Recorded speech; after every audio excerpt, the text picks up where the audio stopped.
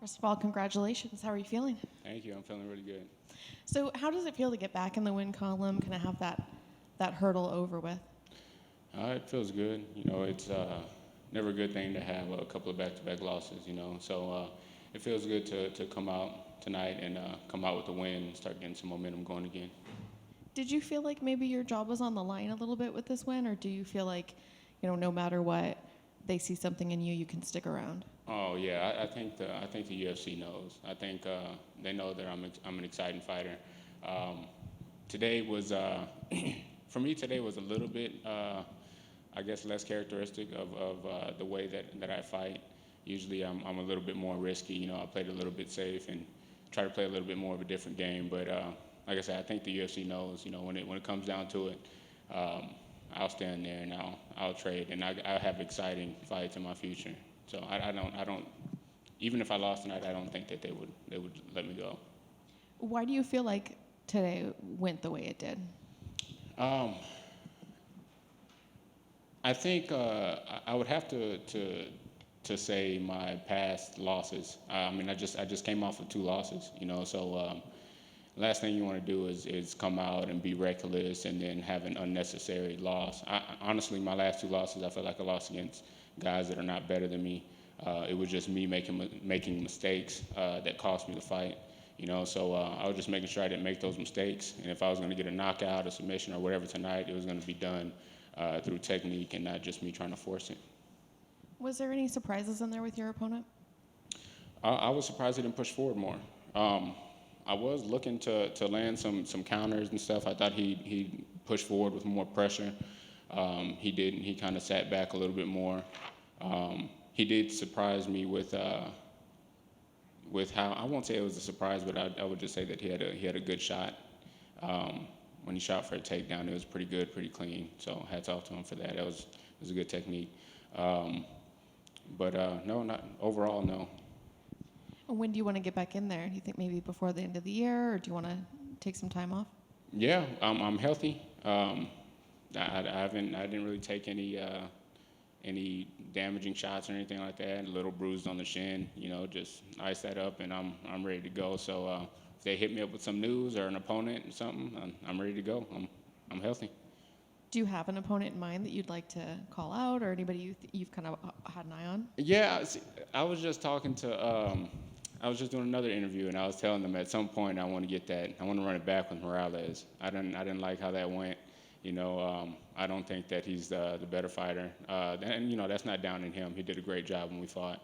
I just don't think that I wasn't satisfied with the way that went. Obviously, because I lost the fight. But I don't know. I don't think he really got a real sense of what it's like to fight me.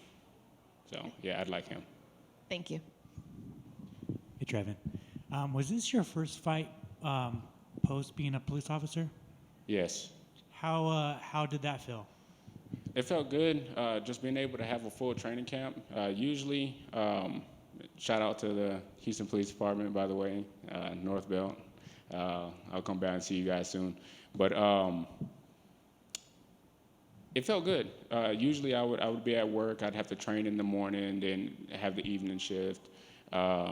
Get off at 11 and come home and just eat enough to be able to fall asleep and wake up and train and go to work again, right? So just being able to just train and hang out with the family a little bit more and really get more cardio done, it was great. I mean, the weight cut and everything was good just because I was more active. So it was great being able to fight full time and really just have my mind on mixed martial arts and not everything else. What was the decision to leave the force? Well, when I was coming off those 2 losses, and I was just thinking to myself, man, I'm not really putting forth the amount of time that these other pro athletes are putting in.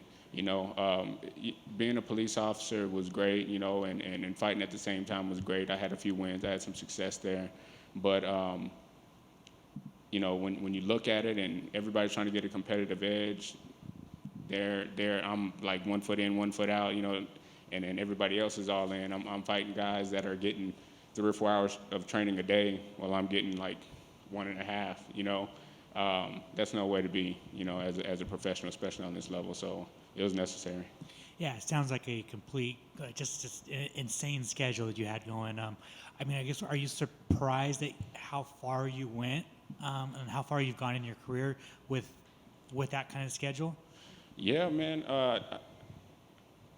First off, I'm blessed, man. So I mean, my Lord and Savior Jesus Christ, you know, he's always with me, and he's always hearing my prayers and everything, and I prayed a lot, you know. I knew what I was doing was a little bit risky, you know, being a police officer and everything, you know, with the danger involved and all that, but also, you know, the time I was taking off of doing this sport, and this sport is not the safest thing in the world, you know. So I was blessed to be able to rack up some wins and actually go on a nice streak at middleweight while being a police officer. But I'm excited now to be full-time at a lower weight in good shape, right, and really make a good run and have some exciting fights. Heavyweight fighter Chris Dawkins also left the Philadelphia Police Force. And I asked him, like, and so I'm going to ask you, like, is it kind of nervous leaving a comfortable paycheck and a pension and everything to be a pro fighter? Yeah, you know,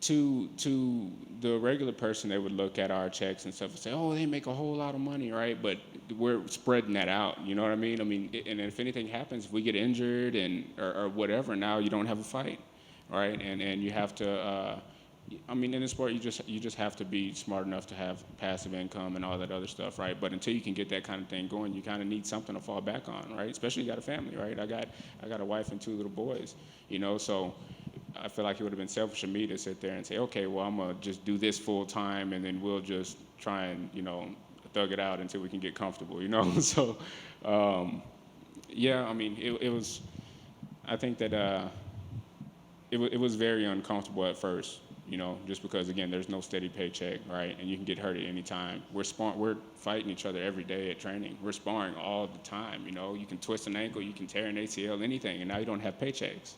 You know, so that part was a little bit scary, but took a leap of faith, you know, prayed on it, and been blessed. Congratulations. Thank you.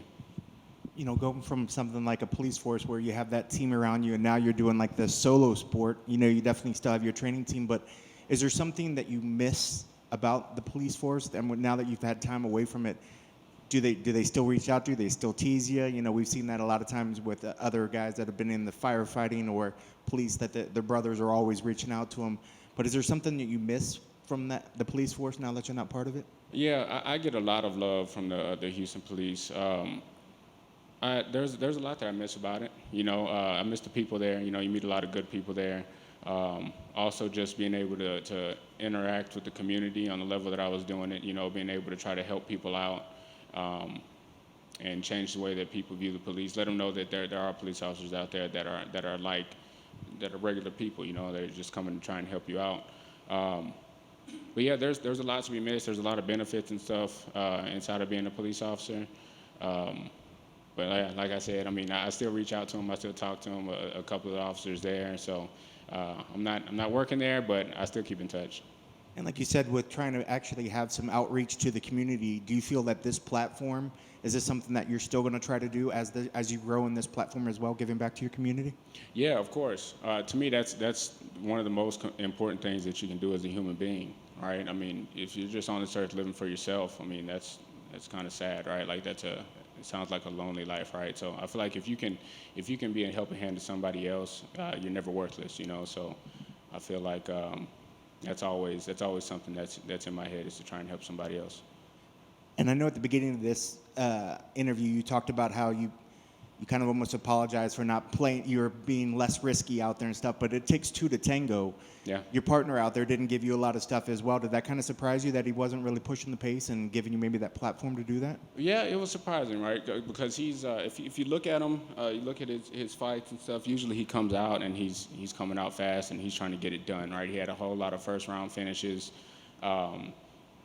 I took him as that guy that was going to gas himself in the first round trying to get a finish, you know. So when that didn't happen, it was a little bit surprising. I did really want to get like a very exciting knockout from him stepping in too hard and him overcommitting, and he didn't do that. So I think that he kind of did the best thing that he could have done for this fight. I just think that, I was just faster and I had the better technique out there, so it didn't really work out for him. And then lastly, I know you mentioned earlier that you had some good wins at middleweight. This is your second fight in a row, that at 170. How happy are you that you finally made this move? How good did you feel in there? And is there any possible thought that you wish you would have did this a little bit earlier in your career? I won't say I wish I'd have done it earlier, like I said, because I had so much success. I really did. I had an exciting career at middleweight, but I do feel happy that I'm at 170. I feel like I could have done it sooner. At first, I had coaches that would tell me, hey, we're going to go to 170, and I was just like, oh, you're out your mind, right? There's no way I'm going to make welterweight, right? But it just took that discipline and getting with, icon males and stuff, and the UFC helping out a lot with nutrition and stuff to help me get there. And again, me being full-time as a fighter would help me keep the weight down a little bit more. So it feels comfortable for me right now. My weight cuts are feeling good. It's great. I mean, I'm happy right now. I wouldn't change anything about, the past or, going down to 170 any sooner. But I feel good. I feel good here right now. Yeah, I was going to say, because you didn't even struggle on the scale. You came right at 170, the championship weight. I mean, so was this a whole redesign of your life going into this? It wasn't just a weight cut. Did you just sort of change your whole way that you approach life? So I actually, when I got down to 169, and I was drinking water on the way to the scale, right? Wow. So it was the weight cut was really smooth and easy. Yeah, I mean, I think in total, just the restructuring of my life and working out more, being able to have more time for the conditioning and everything, right, is what contributes to me being at 170 and being healthy and feeling good here. That's awesome. Congrats on the victory. Thank you. Trevin over here. Going into that third round, did you feel that you were up on the scorecards, or did you have a sense of urgency going into the third round? I knew I was up. He didn't. There's not much that he really did. I landed a couple of clean shots, just threw some jabs and stuff out there, hit him with a couple of crosses. I knew I was up, and I just knew I didn't need to do, it wasn't necessary to do anything risky. That would have been on his end to try and push and try to pull something off. So I was going to allow him to do that, and if he stepped into a trap, then that would have been his demise. But he didn't do that. He stayed safe, and he didn't really push the action. So I went ahead and allowed a little bit of time to expire off the clock, and just to rack up that win. Yeah, and in that third round, when he got that takedown, were you working for a choke there, or was that just you securing position on the bottom?